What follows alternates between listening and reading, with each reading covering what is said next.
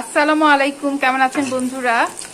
আজকে আমি আপনাদেরকে দেখাবো নিরামিষ বিভিন্ন সবজি সিদ্ধ করেছি।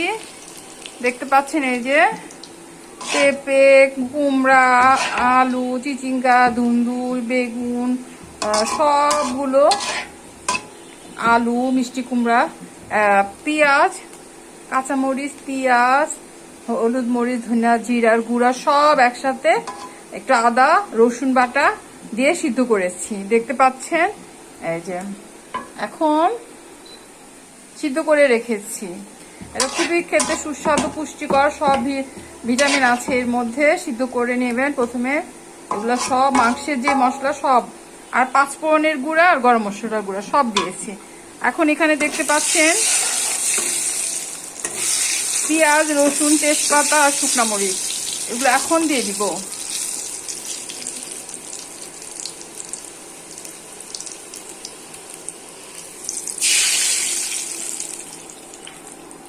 দেখতে পেলেন বন্ধুরা? এখন এটা চুলায় দিব।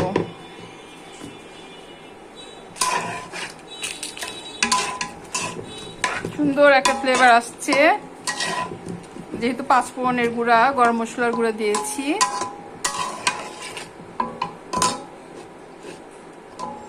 সকালে নাস্তায়, দুপুরে ভাতের সঙ্গে, পোলার সঙ্গে, খিচুড়ির সঙ্গে আপনারা এটা খেতে পারবেন। এটি খুব সুস্বাদু, শুধু সুস্বাদু নয়, এটা অত্যন্ত পুষ্টিকর খাবার। সব ভিটামিন একসঙ্গে আছে। সব সবুজ সবজি, হলুদ, সব, কমলা, যেমন এখানে আছে কুমড়া, মিষ্টি কুমড়া, তারপরে আপনারা চাইলে গাজর দিতে পারেন, মিষ্টি আলু দিতে পারেন। এখন যে আমাদের বাসায় যেটা ছিল সেগুলো সব দিয়েছি। আলু, পটল, চিচিঙ্গা, ধুন্দুল, কুমড়া, পেঁপে, বেগুন সব দিয়েছি। সব সিদ্ধ করে পাঁচফোড়ন, তারপরে গরম মশলার গুঁড়া, হলুদ, মরিচ, ধনিয়া, জিরার গুঁড়া, লবণ পরিমাণ মতো সব দিয়ে পেঁয়াজ মরিচ দিয়ে সিদ্ধ করেছি। তারপরে দেখতে পেলেন যে শুকনা মরিচ, তেজপাতা, পেঁয়াজ আর রসুন ভেজে এর মধ্যে দিয়ে দিলাম। এখন এটা আমার 5 মিনিট লাগবে, এটা ডিম দিয়ে ঢেকে রাখবো, তখনই এটা হয়ে যাবে। দেখতে পাচ্ছেন